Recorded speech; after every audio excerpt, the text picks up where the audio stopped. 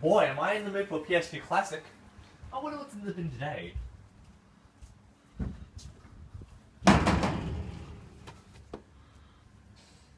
Yes! SlimJim'sMediaBin. Around 4 years ago, several obscure and bizarre looking video games for the PlayStation 2 by a UK based company known as Phoenix Games had been getting some traction.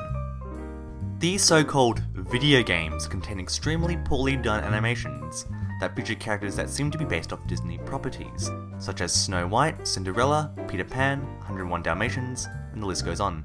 Phoenix has also been releasing games for the PlayStation 1, PSP, DS, Wii, and PC, and when I see people talking about Phoenix games, they would usually mention the dreadful Disney rip-off animations. However, did you know that Phoenix had also attempted to make actual video games? Which of course, looking back on their animations... Look what I have here. Great, isn't it? What is it? It's a gingerbread heart. See, there's even something written on it. Sounds like that will be the best things in existence! Today I am focusing on one particular gem, Street Warrior for the PlayStation 2. As you can see on the box, not only that I left the $10 price tag on to show you how well I spent my money, but also it contains one of the most appealing cover arts you will ever see in your entire life. It features two roided up street punks, who have very unique body proportions I would say. This is shown by their overly massive arms, as well as having the largest and widest feet I've ever seen. Plus they also have a dog which, looks like shit, and it isn't even in the game, so... yeah. Anyway, enough admiring the gorgeous cover art because I feel like this game needs to be shown. So when the game starts, you are immediately brought to the main menu where you have various modes of play. Single player, practice, high scores, options, and cooperative. Which I'm sure people will die to play this game with me if I asked. Hey Andrew! Yeah. Hey Andrew! What? Do you want to play some Street Warrior with me? There's no way I'm gonna play that. Cooperative mode it is then. After that, you are then presented with the character selection consisting of 6 characters. None of them seem to resemble these two Handsome gentlemen on the cover. but hey, at least we get to play as such threatening street punks including Cowboy Hatman and Less Black Snoop Dogg. So of course we're going to be playing as those two.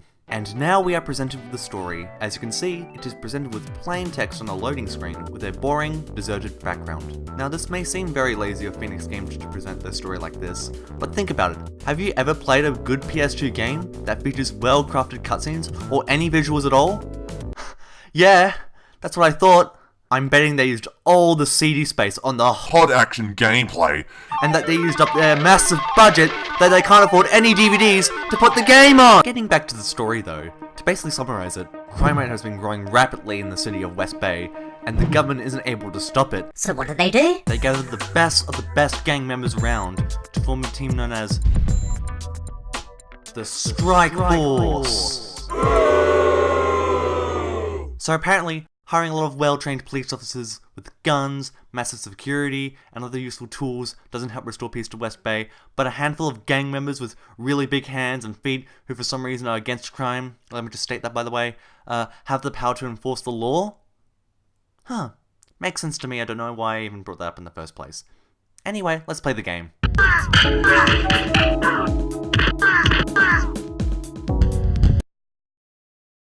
Wow. Just absolutely breathtaking.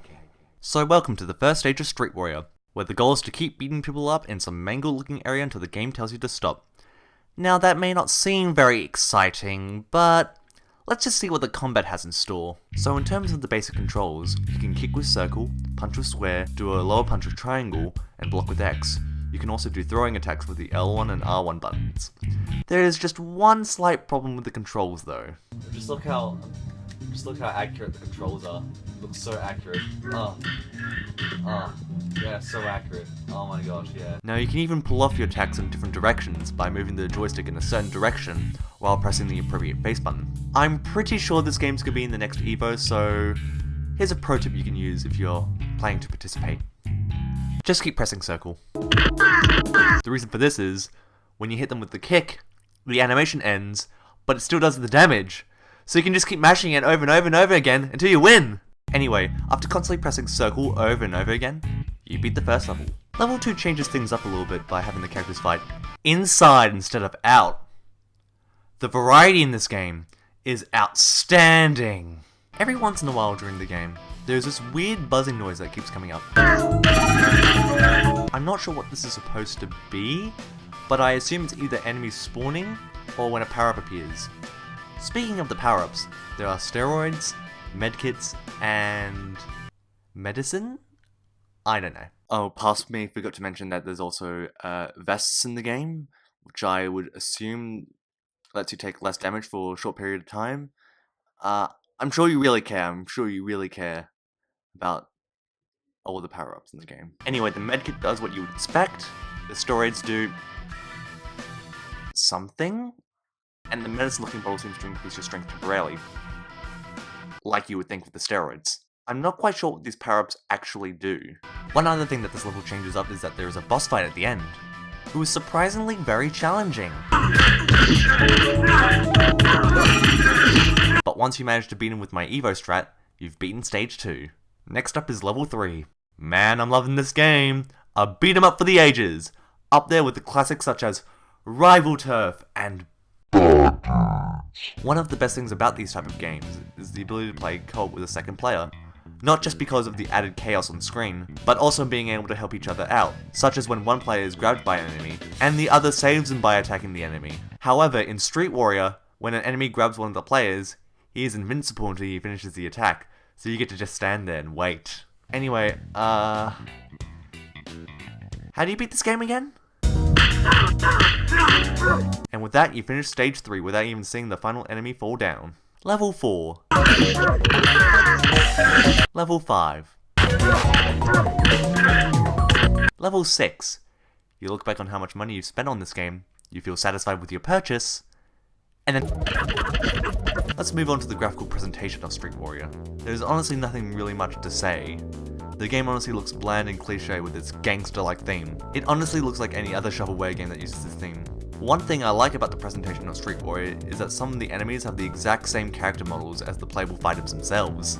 However, making games is really difficult, so it's completely understandable on why the presentation is massively lacking.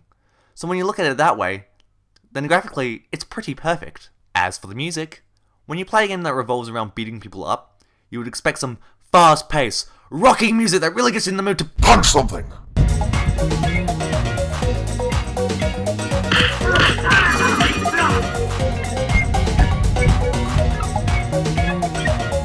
And thankfully, Street Warrior delivers. So we have reached the final level of the game, level 10.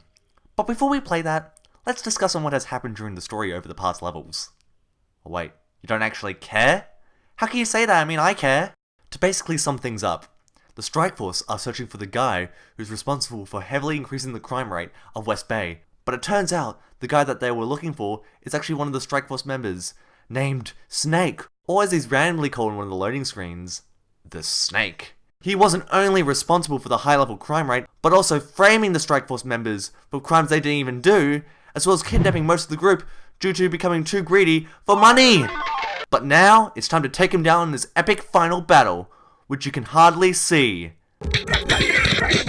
And with that, Snake, or the Snake, is defeated. He then begs for forgiveness. Oh, look at this, a cutscene, pushing the PS2 to its limits right here! And the game's over. Now to input my name for my high score of 4243.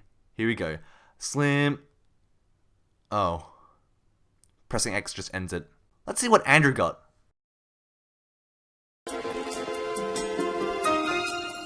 5367. 5367. Street Warrior. This game came out on January 12th, 2007, after the PS3 had in Japan, and the Xbox 360. No wonder the graphics are so good! So that was Street Warrior. It is a game about beating people up by constantly mashing circle. It's shit, don't buy it. 7.9 out of 10. Now to end the video off, we're going to see how long a loading screen goes for before a level starts. So while that's going on, make sure you leave a like and subscribe if you want more. So bye!